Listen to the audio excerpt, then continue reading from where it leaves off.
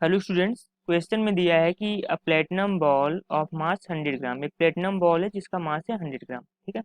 आगे बताइए, it's removed from A furnace and immersed in A copper vessel of mass 100 gram containing water of mass 390 ग्राम। तो आपके पास क्या है कि एक कॉपर का वेसल है, उसमें 390 ग्राम वाटर है जिसका टेम्परेचर अभी इनिशियली कितना है, 30 डिग्री सेल्सियस। ठीक है। तो आपके पास जो प्लेटिनम बॉल है उसका मास उसने बताया है 100 ग्राम है, और ये किसी टेम्परेचर टी पर है। ठीक है।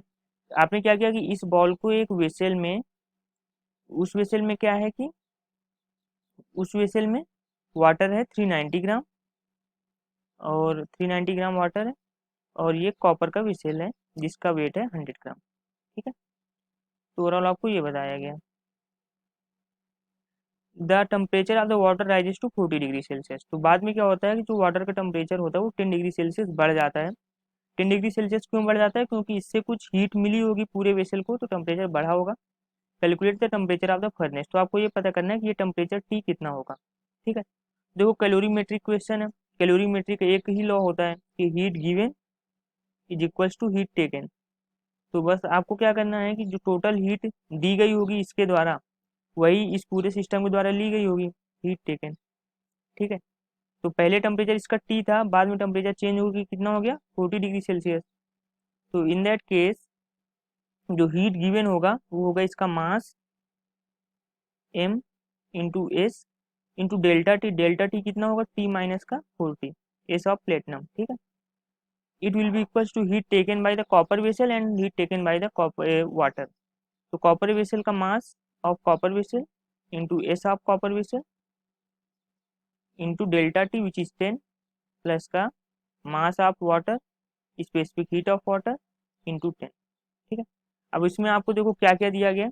इसमें आपको मास भी पता है, इस ये भी पता है, ये भी पता है, ये भी पता है, ये भी पता है, ये भी पता है। तो सिर्फ आपको टी निकालना है। तो अब एक ही इक्वेशन है और एक ही अननोन है, तो आप आसानी से निकाल सकते हो। यहाँ पर उसने सारी वैल्यूज आपको बता करके रखी हुई हैं। Specific heat of platinum is 168 kg inverse joule पर केजी इनवर्स केल्विन इनवर्स। ठीक है। Specific heat capacity of copper भी आपको बताया है 420 joule KG inverse kelvin inverse, और वाटर का है 420 जूल पर केजी इनवर्स केल्विन इनवर्स। ठीक है। तो आप सारी वैल्यूज पुट कर दो। इसका मास कितना है, 100 ग्राम। स्पेसिफिक हीट कैपेसिटी आपको कितना बताया है इसने, 168 केजी इनवर्स जूल पर केजी। इसको आप 168 कर सकते हैं। तो देखो यहाँ पर मास ग्राम में, तो आप चाहो तो इसको केजी में कन्वर्ट कर सकते हो या नहीं भी कर सकते हो, बिकॉज ये सारे अगर केजी में कन्वर्ट कर दोगे तो नीचे 1000 का फैक्टर आएगा, वो यहाँ से कट जाएगा। ठीक है। तो आप चाहो तो लिख भी सकते हो, बाकी कोई ज़रूरत है नहीं। और T-40 यहाँ हो जाएगा। ठीक है। मास ऑफ कॉपर है I think 100 gram, into specific heat of copper आपको बताया गया है 420 इंटू 10, प्लस का मास ऑफ वाटर है 390 इंटू 4200 इंटू 10। ठीक है। तो यहाँ से देखो 1000 सबके नीचे आएगा, वो कैंसिल हो जाएगा। तो 1000 गया, और यहाँ पर से ये 1000 गया। ठीक है। तो आपके पास इक्वेशन क्या बची, अब 100 से आप यहाँ पर का 100 कट कर सकते हो, 100 100 100। तो ओवरऑल आपके पास इक्वेशन बनेगी T-40 is equals to 4200 common, 1 प्लस का, इससे आप 4200 कॉमन लोगे तो 339। ठीक है।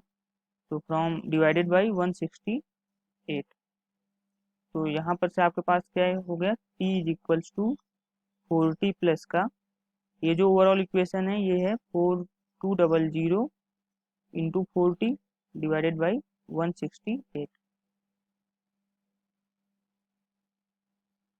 तो यहाँ से क्या होगा कि 42 4 जा 168, और ये 4 से 4 ये कैंसिल हो गया। तो आपके पास टी की वैल्यू कितना आ जाएगा, 40 प्लस का 1000 which is equals to 1040 degree Celsius. तो यानी कि जो पहले टेम्परेचर रहा होगा वो रहा होगा 1040 डिग्री सेल्सियस। तो आपका इसका आंसर आंसर कितना होगा, 1040 डिग्री सेल्सियस। ठीक है। तो ओवरऑल क्वेश्चन में कुछ खास था नहीं, हमने कैलोरीमेट्री का सिंपल सा प्रिंसिपल यूज किया, उसके बाद इक्वेशन है, सिंपल कैलकुलेशन है और आंसर है। ठीक है, थैंक यू।